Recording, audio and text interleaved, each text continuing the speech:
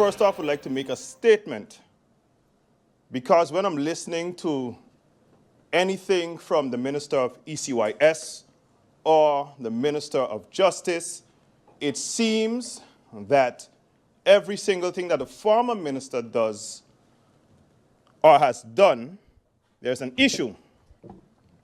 But I'm here to say, and I'll say it again, the former minister, be it my person, had 2 portfolios for nearly 7 months, and I did my utmost best within those 7 months. Whether this initiative or meetings that we had past October or September, remember, government changed in November. However, as former Minister of ECYS acting, and who was also busy with the draft on higher education, this was also a pending document that I too inherited when I became the acting Minister of Education, Culture, Youth and Sport. First of all, through you, Madam Chair, the draft law stipulates or refers to the academic year, whereas all prior arrangements up to 2023 using subsidy ordinance impact on USM process and reporting to various government bodies for taxes, payroll deductions, budgets. 2, tuition restrictions negative to the institution in that funding by government is not 100%. The institution needs the tuition revenue stream to compensate for the government's 60% limit of funding.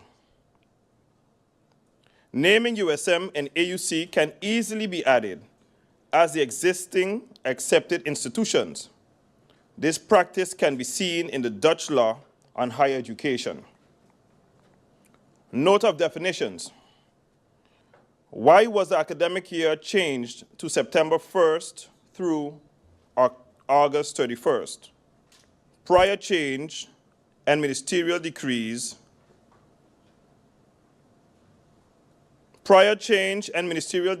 consider the academic year as August 1st through July 31st. Were discussions held with the existing institutions on the proposed changes, considering the ordinance on which they are currently funded before placed in the draft? Or was it a decision made and mandated? Once approved, what is the transition period to allow existing institutions to adhere to the requirements? Has it been specifically stipulated?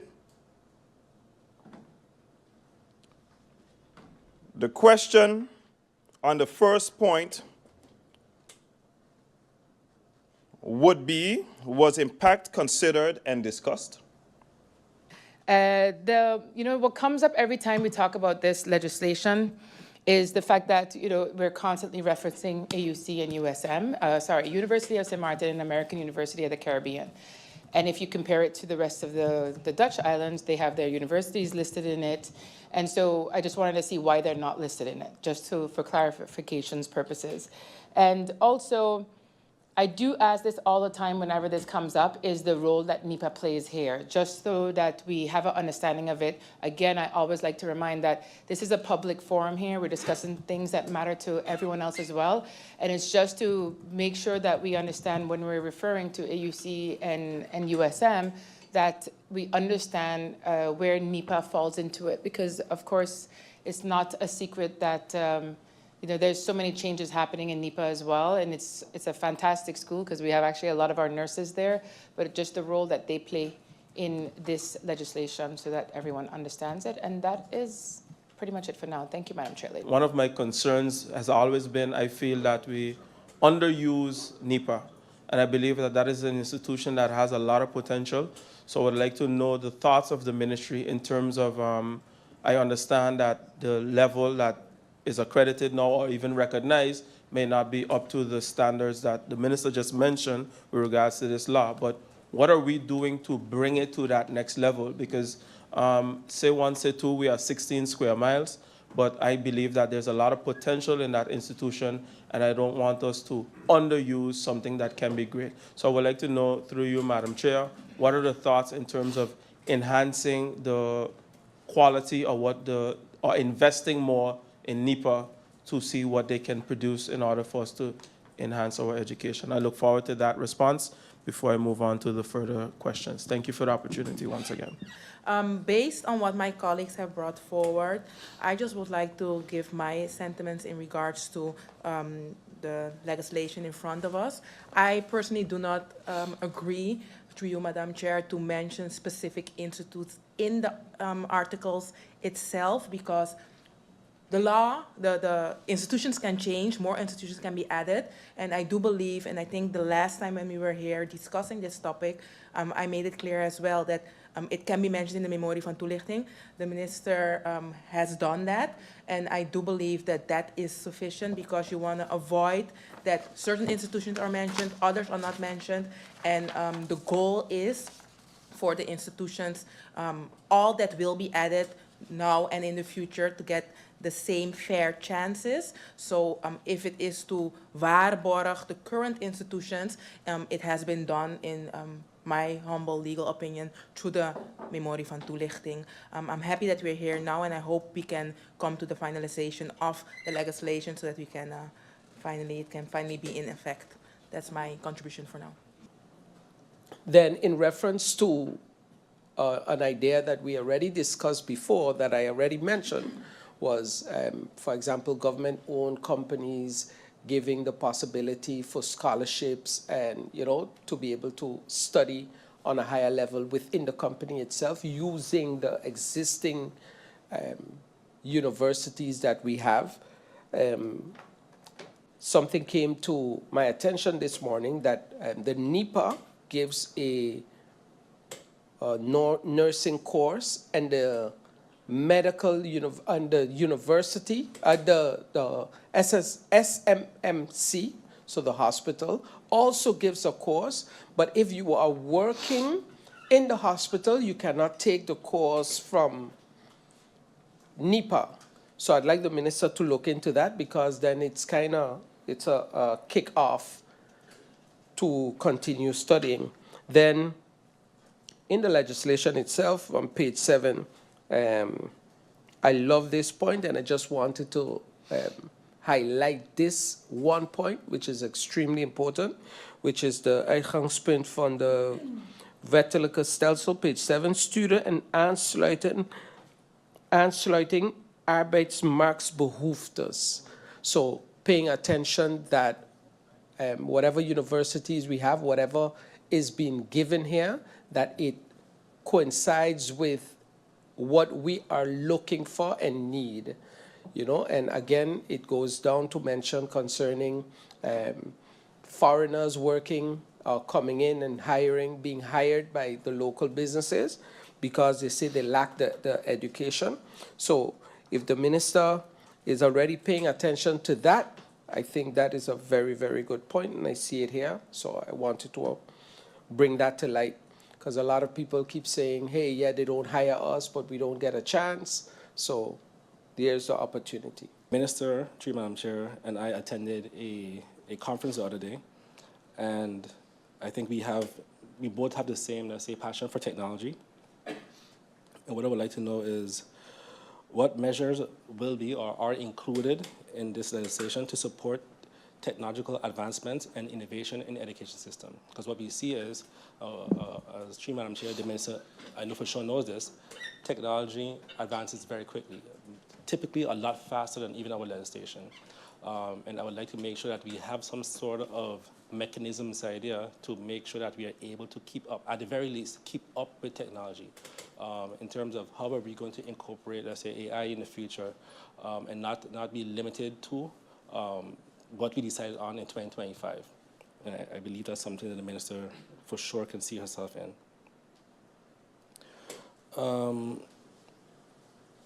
If or how will the government contribute to funding higher education institutions? Yes, we have one now, but will they be doing it? How they'll be doing it in the future? And what type of financial requirements will or must the institution meet? Are there any conditions attached to public funding, and let's say how would the compliance be monitored? However, institutions be penalized if they fail to meet the accreditation or quality of standards of the legislation. And lastly, what is the timeline for the implementation of the law, and how will it be enforced to ensure compliance? And was previously mentioned before, the concerns about NEPA, but not only NEPA, we have every other, today I see there's an ad for a board, a director of the airport, a director of SFV, cadastre. We are now busy building a medical center that's going to need a lot more staff. So timeline is important, and I would love to see how we make sure that we're able to funnel persons, local persons, to be able to fill these roles in the future, and make sure that the demand comes locally first for these institutions. Thank you, Madam Chair.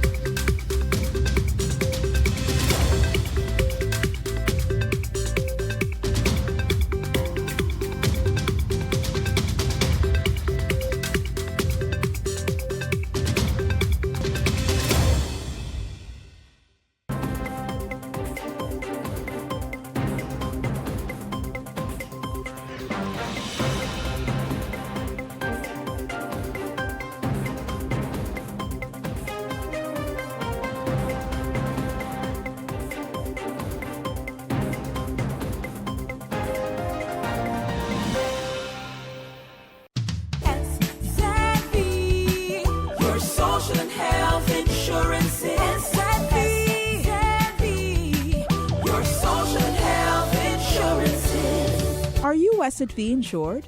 Do you have a valid medical insurance status? SXM is cardless. Request your My SXM account today and enter the virtual office of SXM. Go to sxv.sx and sign up now. SXM, yeah, your social health insurances. My name is Rishna Bakari Arundel, and today I would like to inform the general public of the annual Rotary Table Tennis Tournament, which takes place on Saturday, March 22nd, 2025 at the Great Bay Sports Auditorium.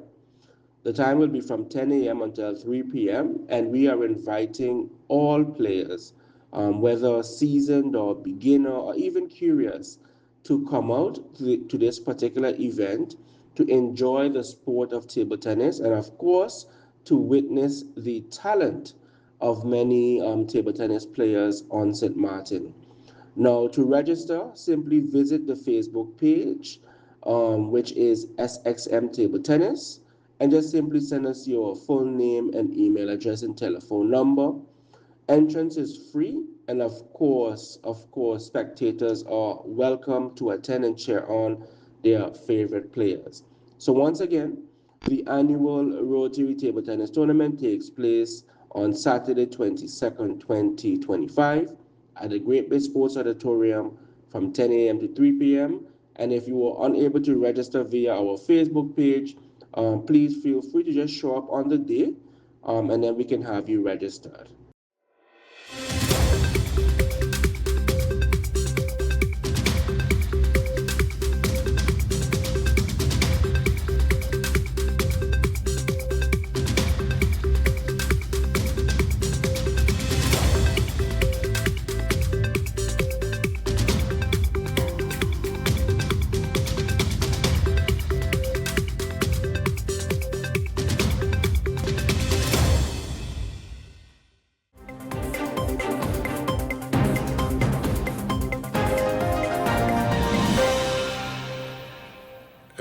The government of St. Martin acknowledges, of course, the financial burden posed by the rising electricity and water costs on residents and businesses.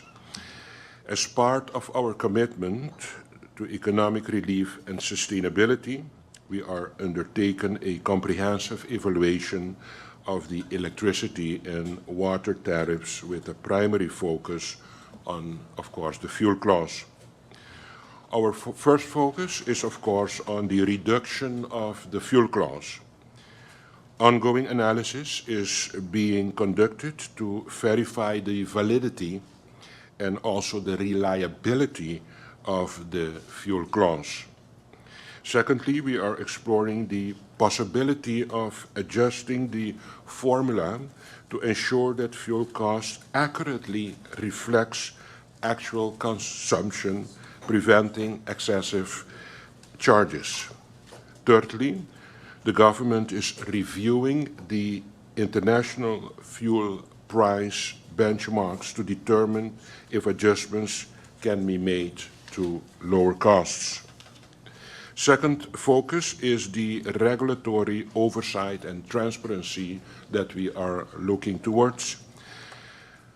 This we want to achieve by establishing an independent review process to assess and validate tariffs calculation. Secondly, implementing regulatory safeguards to ensure that changes in fuel and operational costs are transparently reflected in consumer pricing. And our third focus is base rate assessment. A high-level evaluation of base electricity and water rates is being conducted to determine whether existing rates are fair and sufficient to cover costs without overburdening the consumers. The expected timeline that is also questioned in question number 1 is, our idea is in this Q1 to have a completion of the fuel clause quantitative analysis and fuel price benchmarking. And in Q2, in 2025, in the coming 3 months, we will have a recommendations report to be finalized of tariff calculations and regulatory safeguards. For example, proper tariff calculation, proper charges in place, and regulations to verify and or determine the tariff charges. Additionally, government is also looking into granting exemption on, for example, the TOT for the purchasing of fuel and the renegotiation of the contract with 7Cs, for example, to a more favorable rate for our consumers.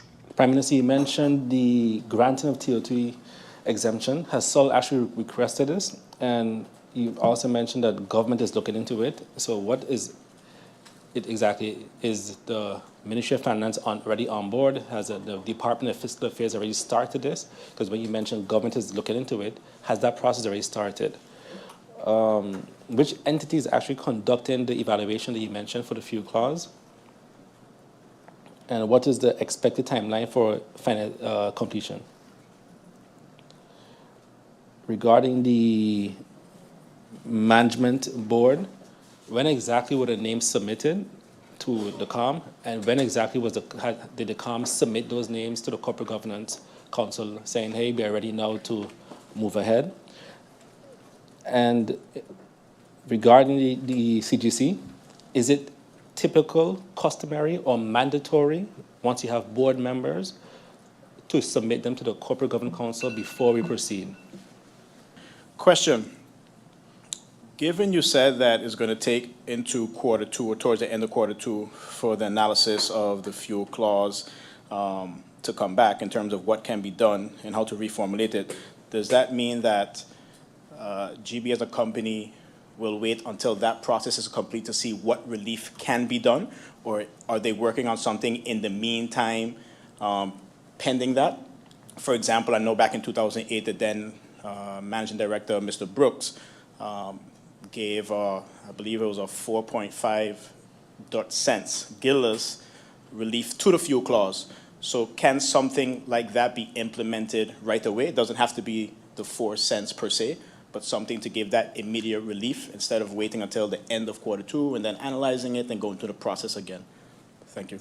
Just to add to the question my colleague MP Labega asked in regards to the temporary relief until this matter is finalized and or more clarity is given. I do understand your position through you, Madam Chair, as a Prime Minister, but I also understand the importance on this topic. So I'm just asking, seeing the role of the Prime Minister in regards to this matter, and also the role of GEBE, that the Prime Minister if it has to be through the supervisory board, still can put that extra attention on the matter to look into temporary solutions until the fuel clause matter is finalized, because I do believe this is an important topic and has been raised awareness for the longest of while right now. So I do believe that the public would like to know what will temporarily be in place, although respecting the role of corporate governance.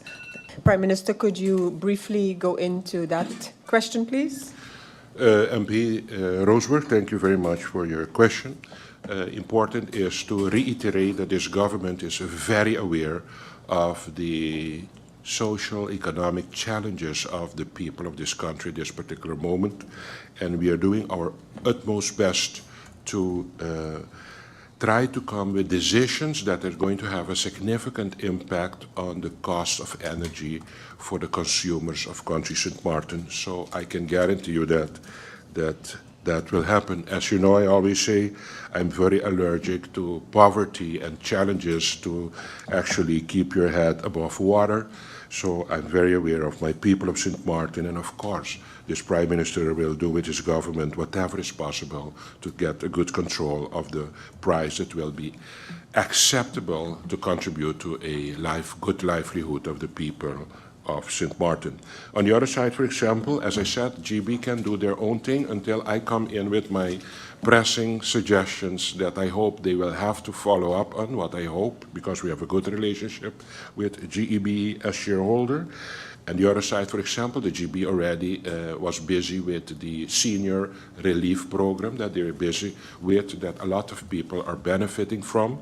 But of course, it's not sufficient, and that's why I'm stressing for us to get this and research going as fast as possible, that we get a good report with suggestions for me to give follow-up, to get the impact that we all wish for the people of St. Martin. Thank you very much.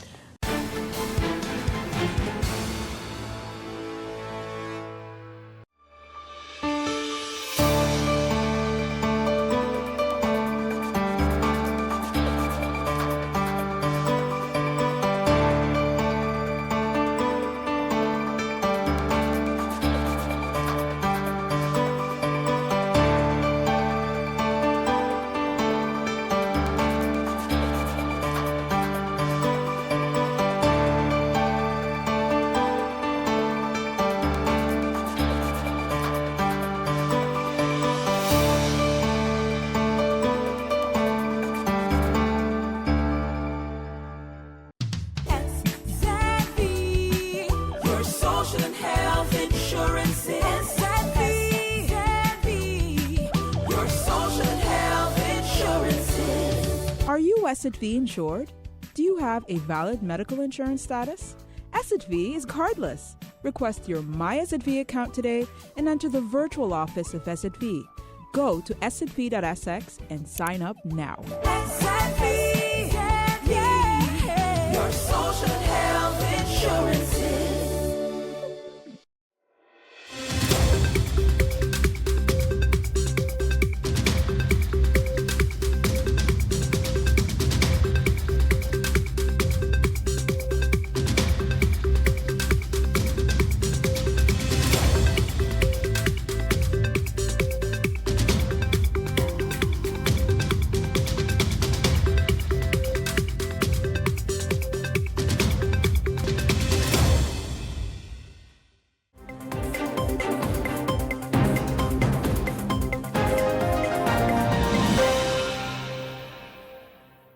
Blessings one and all.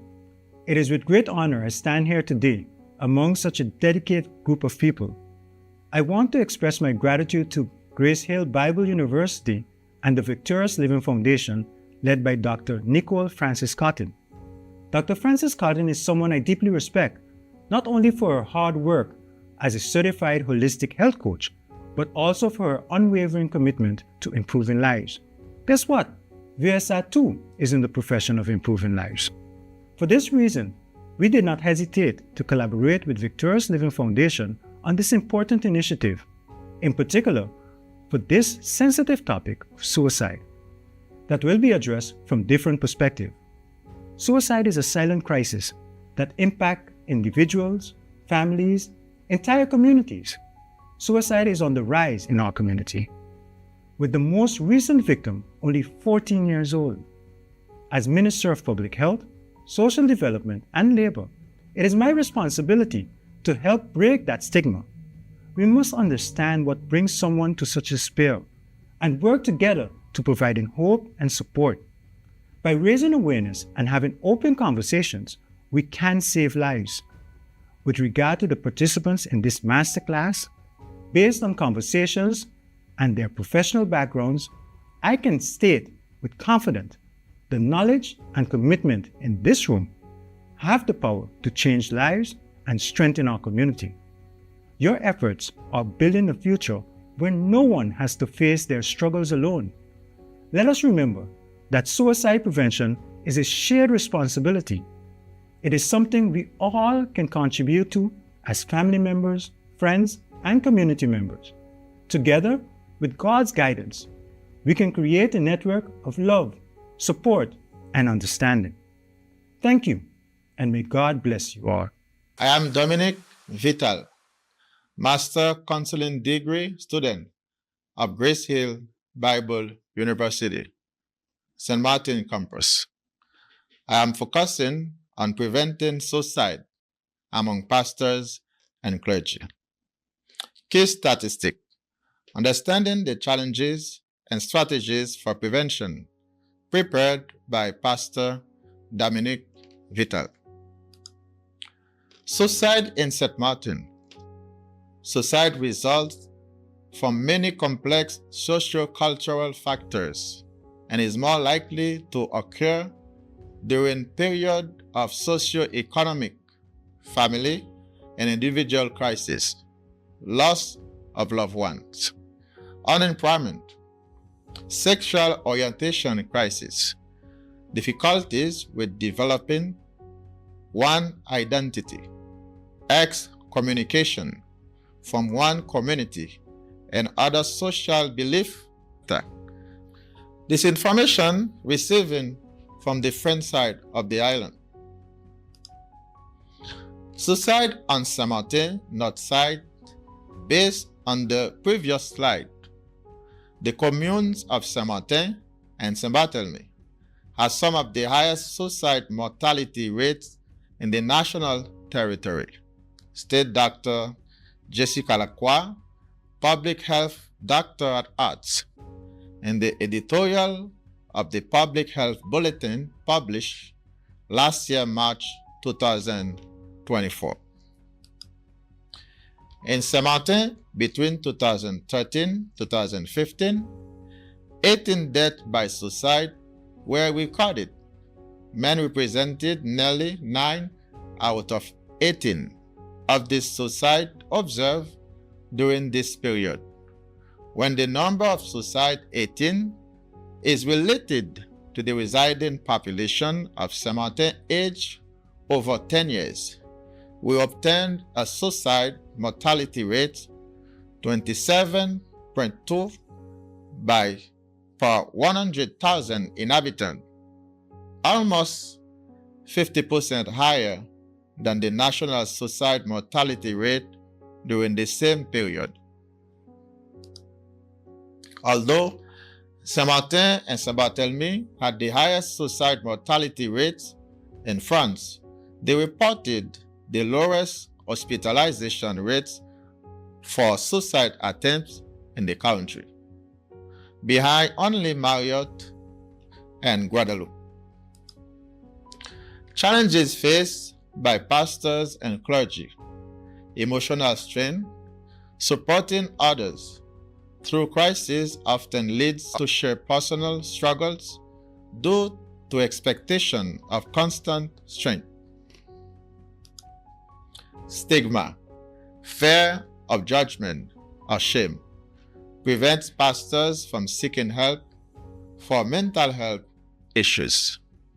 Workload, long hours, lack of boundaries, and minimal time for self-care exacerbate mental health challenges. Strategies for prevention: promote mental health awareness encourage clergy to prioritize their own well-being and seek help when needed, support networks, create safe spaces for open discussion among clergy. Access to counseling, provide mental health services tailored to clergy-specific needs, training programs, workshop on stress management, burnout prevention, and suicide awareness focus on personal priorities.